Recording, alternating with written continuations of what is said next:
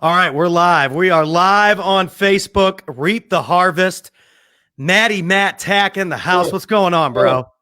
Great, man. Love it. Love it. Going live on a late on a Friday, grinding after a really good day. Really, really good day. How are you, man? I'm doing great. Can't complain at all. Staying busy. Good, good, man. I know that, it's been a crazy day. We tried to connect a little bit earlier, but hey, man, I just want to come to everybody, encourage them through the weekend. Corona care is still crazy. We're still getting wild. But hey, I just want to encourage everyone with some of the things that I was listening to last night. I was just trying to reflect a little bit. And I was listening to Alex Rodriguez. I know some difference of opinion, right? People like him, people hate him. Very polarizing figure. I tend to gravitate to. I love him, man. I think he was a great, phenomenal baseball player. I think he perfected his craft, and he, later owned up to using PEDs. So he'll tell you that point blank. But I just want to encourage everyone. He said some really good stuff yesterday that hit home with me. Attitude determines your altitude. I just had that perspective over the past 5 years, is that attitude shift, perspective shift all the time. Identifying very early on when you're going to have, a perspective shift in your attitude where you just need to shift, you need to pivot a little bit. But one of the things he said was incredible, right? Something about consistency. One of the statistics that he gave, he said, dude, I've hit a ton of home runs. I played a lot of baseball, 25 years of baseball. He said professional baseball he played over the course of his career. Obviously, that includes some minors, obviously getting into the majors. But played for the Texas Rangers, New York Yankees, Seattle Mariners. I mean, he played for some ball clubs, right? Won a championship with the Yankees. But he said over 25 years, he said his RBIs, not his biggest accomplishment. He said his home runs, not his biggest accomplishment. He said, he went after all that, and he said his biggest accomplishment is that he did his warm-up routine. Same warm-up routine, 25 years straight. Didn't matter if he struck out 3 times, 4 times, did not matter. He went with the same warm-up routine. Now, some of them were condensed, right? He was short on time, came in there. But he took his same warm-up routine throughout the 25 years of his career. I thought that was pretty amazing. And it was pretty cool that he determined his success early on, right? That no matter what he was going to do, he was going to be consistent with it. And it was always, the conventional wisdom, right, of attitude. Just maintaining his attitude that he was up to speed. I'm sure he was talking about the dark times that he kind of went into when he was taken out of the league for a year and a half. The longest suspension served by any other baseball player. And yet he was able to come out that with perspective, right? Taking ownership of that, being truthful to self, and then ultimately being truthful to other people. So A-Rod got some crazy perspective out of him. Loved that last night. The other one was Shane Battier. I just love sports. I don't actually watch a ton of sports. I'm not but I am in the psychology of sports. I think are just something they're immeasurables, right? And that's the immeasurable is Shane Battier at its finest. Grew up in my hometown, was an All-American, looked up to him, about 6 or 7 years older than me. But All-American basketball player, Detroit Country Day. I remember seeing my dad would take me up to the Breslin Center. We watch him play. And he won a state basketball championship, went on to play at Duke. One of the smartest minds, brilliant minds, went on to play at Duke, was an All-American, and eventually won an NCAA championship at Duke. I think he might have actually won 1 or 2. One of probably the best teams beyond probably the Christian Laettner era. And then he got to the NBA. And then he's like, all right, well, what am I going to do, right? Because now I'm 6'8", but everybody's 6'8". And I don't have a whole lot of the talent level is just a degree higher and something that I don't know if I'm going to be able to make it, right?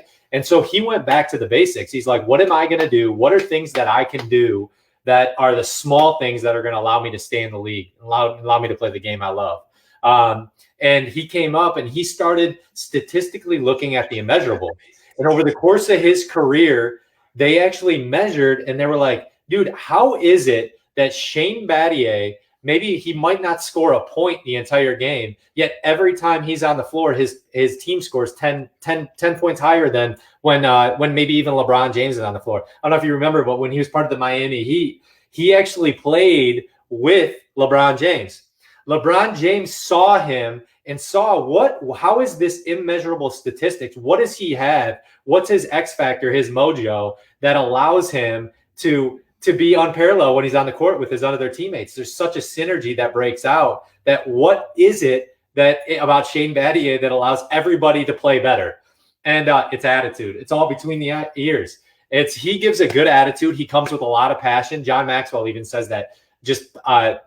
He goes, there's passion is contagious. People love it across the board. People just like when you have passion about something, it's contagious. Like people love it. And that's the one thing about Shane Battier. Shane Battier actually developed an inner culture without really probably even saying much. I think he fairly doesn't kind of talk a lot. He's just a leader by nature and the way he carries himself.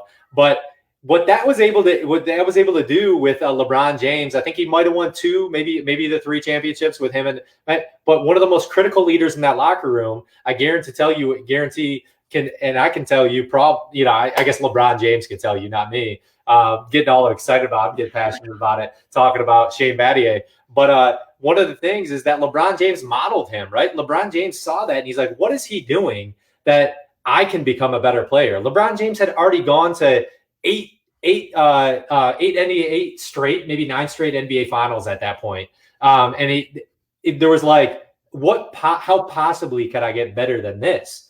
And LeBron James saw it. LeBron James is earners are learners, right? Learners are earners. What I talked about yesterday, got that wrapped up. But LeBron James saw it in Shane Battier, and then Shane Battier was that guy. He was the X factor in it all to allow them to float, right? Maybe Juwan Howard too. Shout out to Juwan Howard, University of Michigan, love him too. But it was Shane Battier doing the X factor, those immeasurable statistics that said, hey, how many loose balls can I get on the ground and run after? How can I juice people up? How can I create that momentum that's going to just be unparalleled and people are just going to gravitate to because I have a passion about doing the small stuff. And so that's, I come from small stuff, right? I'm not this big person by any means, but I want to encourage everyone out there. Take a look. Alex Rodriguez, right? He's a big name, but the consistency every day. So what I learned from him is just being consistent, waking up, doing your thing, right? Sometimes you need to condense it. Every day is going to change, but you need to be consistent kind of with your patterns. You need to be consistent with your patterns, right? The patterns can't change all that much in a given day. One of the ways I do it as far as action is my abiding process, right? I've even been struggling with it, had to condense things. Alex Rodriguez says he did it. I had to condense. I had to go in the batting cage sometimes and only get, 25 balls instead of, 50 balls or whatever he swang at, right?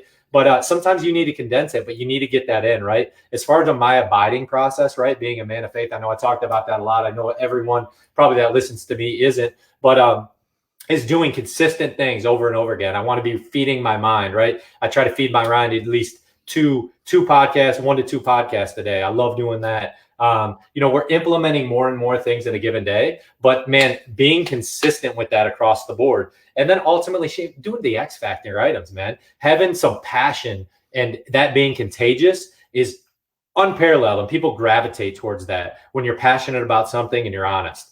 So those are some of the things that I learned today. I just wanted to give you a little power punch, the 10-minute power punch. We try to go 15, but 10-minute little power punch is a couple things that I've learned from professional athletes, bigger one, and then maybe even a smaller one. What you call Shane Battier is big to me, but awesome guys. Learned a lot and continue to learn every day. So learners are earners, and attitude determines your altitude. So here at the Reap Harvest, we went live, but now we out. Peace. Have a great weekend.